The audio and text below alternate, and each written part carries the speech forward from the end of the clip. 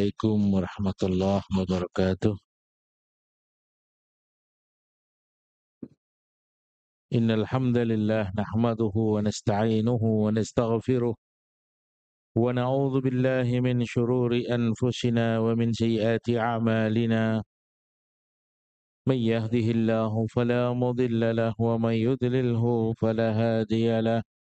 Ashhadu an la ilaha illallah wahdahu la syarika lahu wa nashhadu anna Muhammadan 'abduhu wa rasuluh. Allahumma salli wa sallim wa barik ala sayyidina Muhammad wa ala alihi wa sahbihi wa baraka wa sallam tasliman kathiran kathira. Amma ba'du faqad qala ta'ala a'udzu billahi minasy syaithanir rajim. Ya ayyuhalladzina amanu taqullaha haqqa tuqatih wa la tamutunna illa wa antum muslimun. Wa qala an-nabiy sallallahu alaihi wasallam man hajjal baita wa lam yarfus wa lam yafsuq raja'a ka yaumin waladathu ummuhu aw kama qala alaihi salatu wassalam. Ma'asyiral muslimin wal muslimat rahimakumullah. Bapak-bapak, ibu-ibu, saudara-saudaraku, jamaah Masjid Al-Ikhlas Mabes Polri yang insyaallah kita senantiasa mengharapkan rahmat dan ridha Allah Subhanahu wa taala. Kita sebagai hamba Allah Subhanahu wa taala harus yakin bahwa kita ini milik Allah. Diri kita sudah dibeli oleh Allah. Harta kita juga sudah dibeli oleh Allah. Sebagaimana firman Allah di dalam Al-Quran, innallaha ashtara minal mu'minina anfusahum wa amwalahum bi anna lahumul jannah. Sesungguhnya Allah Subhanahu wa taala telah membeli diri dan harta orang beriman dengan surga. Diri kita sudah dibayar oleh Allah dengan surga. Harta kita juga sudah dibayar oleh Allah dengan surga. Diri kita tidak terlalu mahal. Harta kita juga tidak terlalu banyak apabila dibandingkan dengan surga. Ma la ainun ra'at, yang tidak pernah dilihat oleh mata manusia. Wala udhunun sami'at, tidak pernah didengar oleh telinga manusia. Wala khatara ala qalbil bashar, dan tidak bisa dibayangkan, dikhayalkan bagaimana sebenarnya indahnya surga.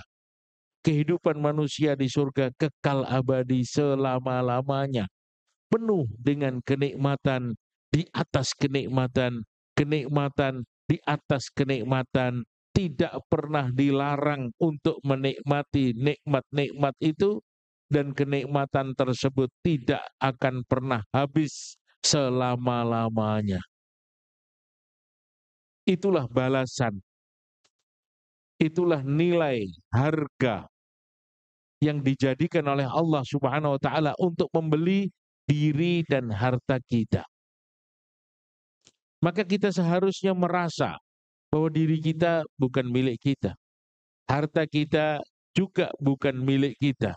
Kalau kita menginginkan surganya Allah Subhanahu wa ta'ala. Ketika Allah Subhanahu wa ta'ala perintahkan kita untuk melakukan satu amal, maka kita harus paham bahwa yang memerintahkan kita untuk mengerjakan amalan tersebut adalah yang memiliki diri kita, yang memiliki harta kita. Maka hamba-hamba Allah yang menunaikan ibadah haji, mereka adalah hamba-hamba Allah yang faham, ngerti, sadar bahwa dirinya bukan milik dia, hartanya juga bukan milik dia, sudah dibeli oleh Allah dengan surga.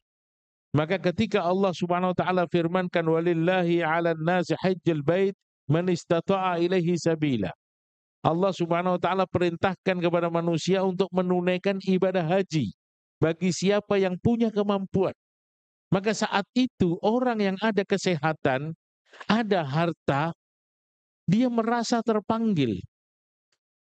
Dia wajib menggunakan dirinya dan hartanya sesuai dengan kehendak pemiliknya. Tapi ketika kita mengatakan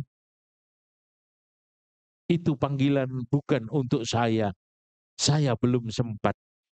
Itu panggilan bukan untuk saya, uang saya belum terlalu banyak. Itu panggilan untuk orang lain, karena saya sedang sibuk. Dikhawatirkan ketika kita merasa bahwa diri kita milik kita, harta kita milik kita, waktu kita milik kita, dan kita menolak panggilan Allah, dikhawatirkan Allah Subhanahu wa ta'ala haramkan orang tersebut untuk memasuki surganya Allah Subhanahu wa ta'ala. Maka di dalam hadis dengan tegas Nabi sallallahu alaihi wasallam bersabda, "Man wajada sa'atan wa lam yahud falyamut insya'a yahudiyan aw nasraniyan." Siapa yang punya kelapangan tapi dia tidak mau menunaikan ibadah haji, ada kesempatan, ada kesehatan, ada harta, dia tidak mau, tidak ada niat sama sekali untuk menunaikan ibadah haji, maka dikatakan oleh Nabi, hendaklah dia memilih, ataukah dia lebih suka mati dalam keadaan Yahudi ataupun Nasrani. Tidak diakui imannya oleh Allah, tidak diakui imannya oleh Nabi SAW. Kenapa? Karena dia tidak merasa terpanggil dengan panggilan Allah Subhanahu wa ta'ala. Ibadah haji merupakan rukun Islam yang mana setiap kita harus punya niat yang kuat untuk menunaikan, karena dia rukun Islam. Dan ketika kesempatan itu ada di depan kita, jangan ditunda-tunda, jangan diundur-undur. Nabi SAW bersabda, "Man aradal hajj falyata'ajjal." Siapa yang punya peluang untuk menunaikan ibadah haji, segera tunaikan. Jangan diundur-undur. Kenapa? Karena bisa jadi harta yang ada pada seseorang saat itu hilang begitu saja. Bisa jadi kesehatan yang ada pada seseorang saat itu hilang begitu saja. Bahkan bisa jadi nyawa yang ada pada dia saat itu akan hilang begitu saja. Maka ketika seseorang itu niat untuk menunaikan ibadah haji, falyata'ajjal, hendaklah dia segera menunaikan sebelum terlambat, sebelum kesempatan itu hilang. Tapi terkadang kita lebih suka untuk mengadakan perjalanan ke sana kemari untuk kebanggaan, untuk kesombongan, supaya orang-orang tahu bahwa kita telah sampai di tempat-tempat yang jauh, padahal kita belum pernah sampai ke Baitullah, belum pernah sampai ke Madinah Munawwarah. Padahal Nabi SAW bersabda, "La tusyaddur rihal illa ala salasati masajid." Aku tidak menekankan umatku untuk mengadakan rihlah, perjalanan, kecuali ketiga tempat yang ditekankan oleh Nabi, yang dianjurkan oleh Nabi, yang diperintahkan oleh Nabi, supaya kita punya keinginan dan bersungguh-sungguh niat untuk sampai ke tiga masjid ini. Yang pertama, masjidi hadza, kata Nabi, masjidku ini, yaitu Masjid Nabawi di Madinah Munawwarah, wa Masjidil Haram, dan Masjidil Haram di Makkah Mukarramah, wa Masjidil Aqsa, dan Masjidil Aqsa di Palestina. Itulah tiga tempat yang Nabi SAW tekankan umatnya untuk punya keinginan kuat datang ke tempat tersebut. Tentunya orang yang datang ke tempat tersebut akan melakukan pengorbanan yang luar biasa, seperti pengorbanan yang telah dilakukan oleh saudara-saudara kita saat ini. yang sedang menunaikan manasik hajinya sebentar lagi akan dimulai. Mereka sudah berdatangan dengan 3 pengorbanan besar. Pengorbanan waktu yang cukup panjang, pengorbanan harta yang cukup besar, dan pengorbanan diri yang cukup meletihkan, capek ketika melaksanakan manasik haji. Tapi Allah Subhanahu wa taala Maha tahu. Allah mendengar, Allah melihat, dan Allah bangga dengan orang-orang yang mengumpulkan 3 pengorbanan dalam satu ibadah besar, yaitu ibadah haji. Sehingga dikatakan man hajjal baita walam yarfus walam yafsuq raja'a ka yaumin waladathu ummuhu. Siapa orang menunaikan ibadah haji dan dia tidak berbuat rafas, tidak berbuat maksiat, maka ketika dia kembali, Allah bersihkan dia dari dosa-dosanya, bahkan dia kembali seakan-akan dia menjadi seorang bayi yang baru dilahirkan dari perut ibunya. Artinya apa? Bersih dari segala dosa. Kenapa pahala pertama yang Allah suguhkan adalah ampunan? Karena ampunan itulah yang sangat kita perlukan. Seseorang akan bahagia kalau dia sudah dapat ampunan Allah. Seseorang akan berkah rizkinya kalau dia sudah dapat ampunan Allah. Seseorang akan damai ketika dia sudah dapat ampunan Allah. Seseorang akan selamat daripada siksa kubur, mahsyar, sirat, mizan, neraka kalau sudah dapat ampunan Allah. Dan seseorang akan masuk ke dalam surga ketika dia dapat ampunan Allah. Maka ampunan inilah yang Allah suguhkan, yang Allah hadiahkan bagi setiap amal yang ada unsur pengorbanannya. Seperti bapak-bapak sabar duduk di dalam majelis ta'lim setelah sholat berjamaah. Ketika majelis ta'lim ini ditutup dengan doa, Allah kirim malaikat mengatakan, mengumumkan kepada kita semua, ankumu maghfuran lakum qad butilat sayyiatikumul hasanat. Bangunlah kamu dengan ampunan Allah. Allah telah gantikan kesalahan-kesalahanmu dengan kebaikan-kebaikan. Maka ampunan itulah yang sangat dan amat kita perlukan. Kita harus banyak meraih ampunan Allah. Di antaranya dengan menunaikan ibadah haji dan umrah. Al-umrah ila umrah kafaratun lima bainahuma wal hajjul mabrur laisa lahul jaza illal jannah. Satu umrah ke umrah berikutnya adalah ampunan atas dosa-dosa seorang hamba. Dan haji yang mabrur tidak ada balasan yang pantas dia terima kecuali surganya Allah Subhanahu wa taala. Kenapa? Karena dia telah diampuni dosanya. Dia telah buat pengorbanan yang besar untuk Allah yang sangat dicintainya. Maka pantas kalau Allah berikan ampunan, pantas kalau Allah berikan surga, karena dia telah datang ke Baitullah, mengorbankan harta, mengorbankan waktu, mengorbankan diri, meninggalkan tanah airnya. Karena apa? Hanya karena Allah Subhanahu wa taala. Labbaik Allahumma labbaik. Labbaik la syarika laka labbaik. Innal hamda wan ni'mata laka wal mulk la syarika lak. Ditinggalkan semuanya karena Allah.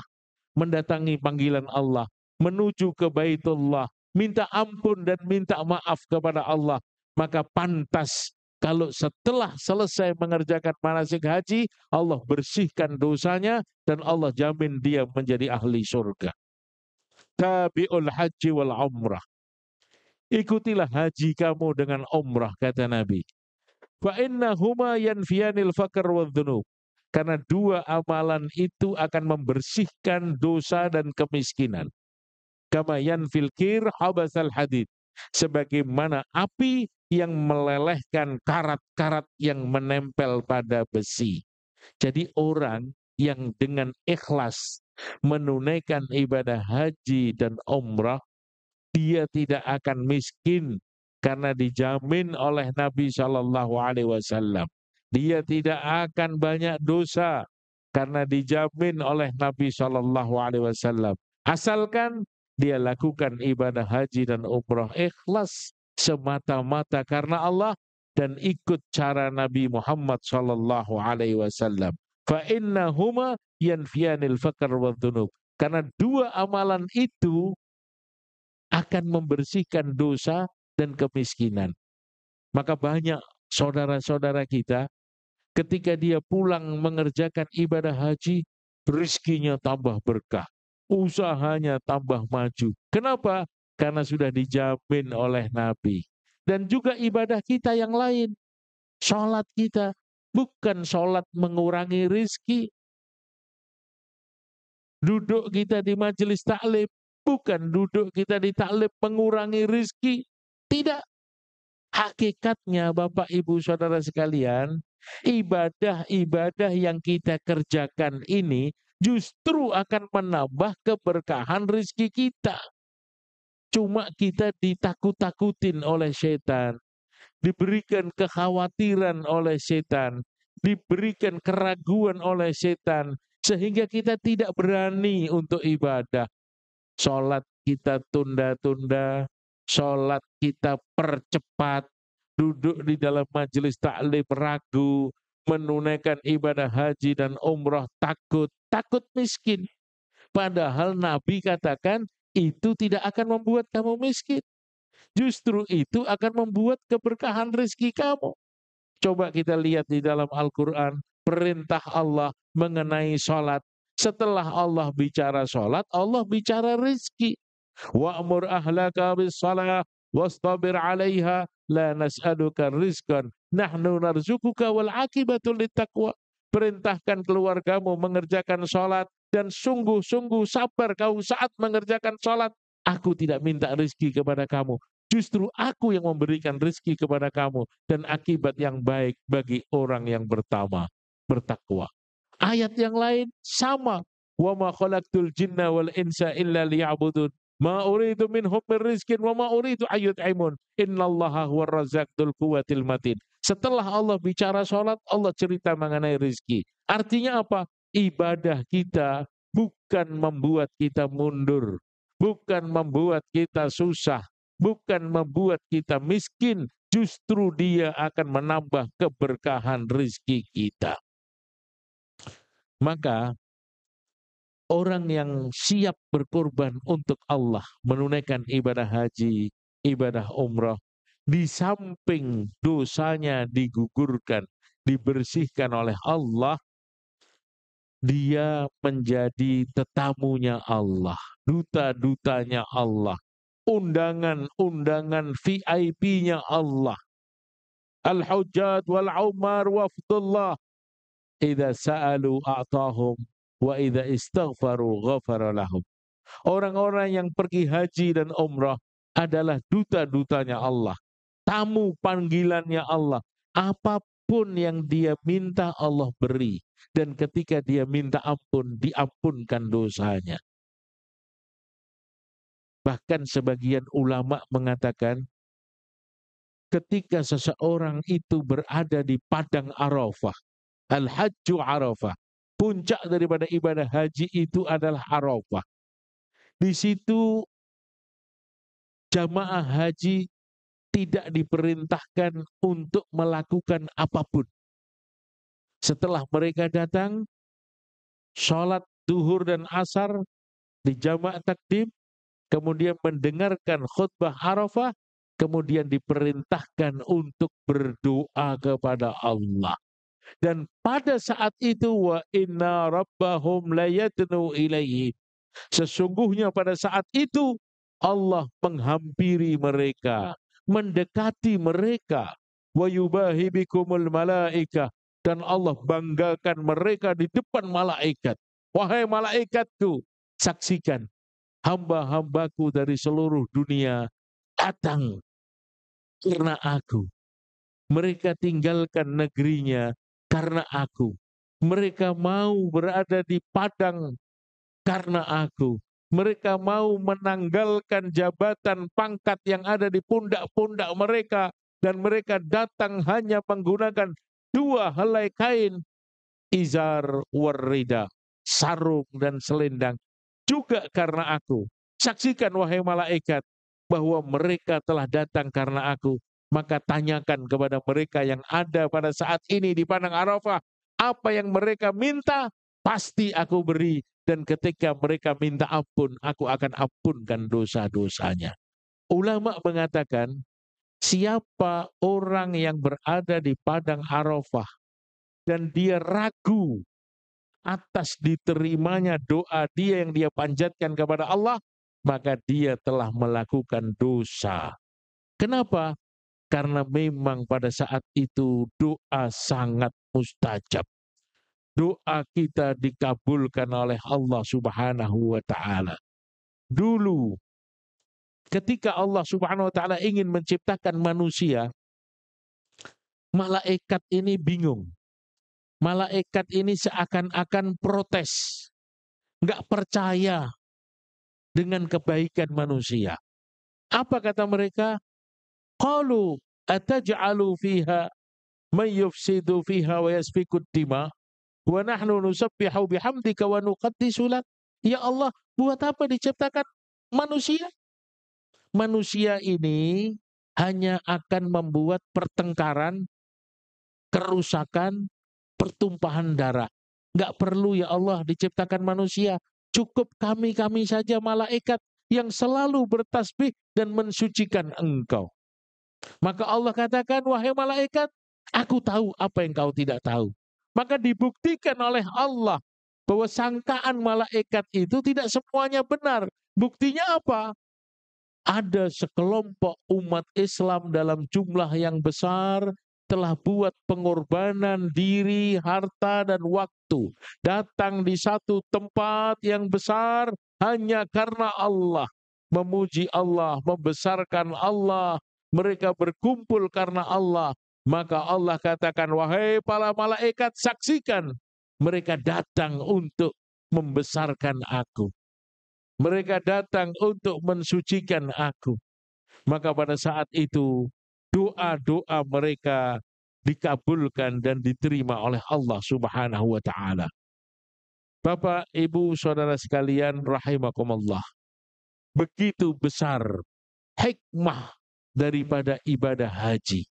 Maka kita doakan, mudah-mudahan, semoga, insya Allah, jamaah haji yang datang pada saat ini hajinya diterima oleh Allah Subhanahu wa taala.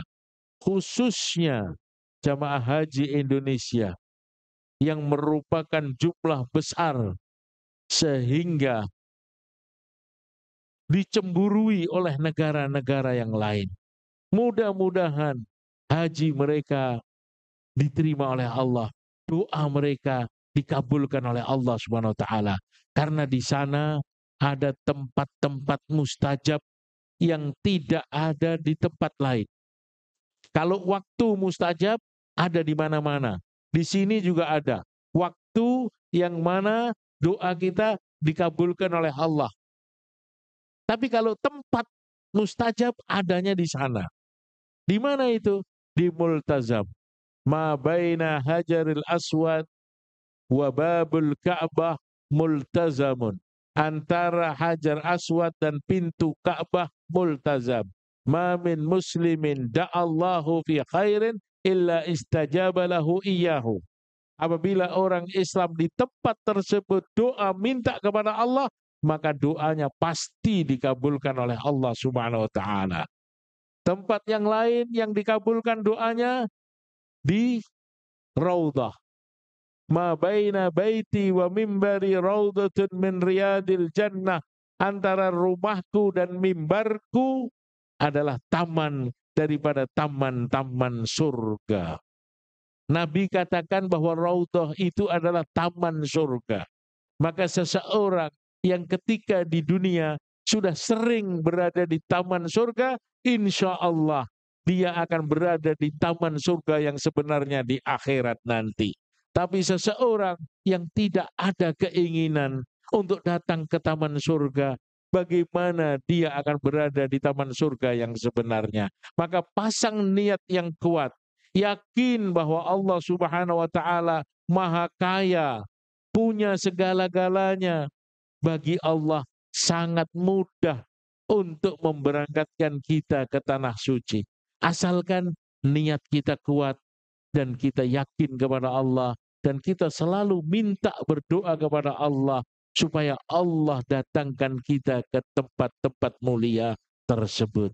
Mudah-mudahan Allah Subhanahu wa taala kabulkan niat kita dan Allah Subhanahu wa taala jadikan jamaah haji Indonesia haji yang mabrur sehingga ketika mereka kembali nanti ke tanah airnya akan membawa kebaikan-kebaikan di tengah-tengah masyarakat. Subhanakallahumma wa bihamdika asyhadu an la ilaha illa anta astaghfiruka wa atubu ilaik. Assalamualaikum warahmatullahi wabarakatuh.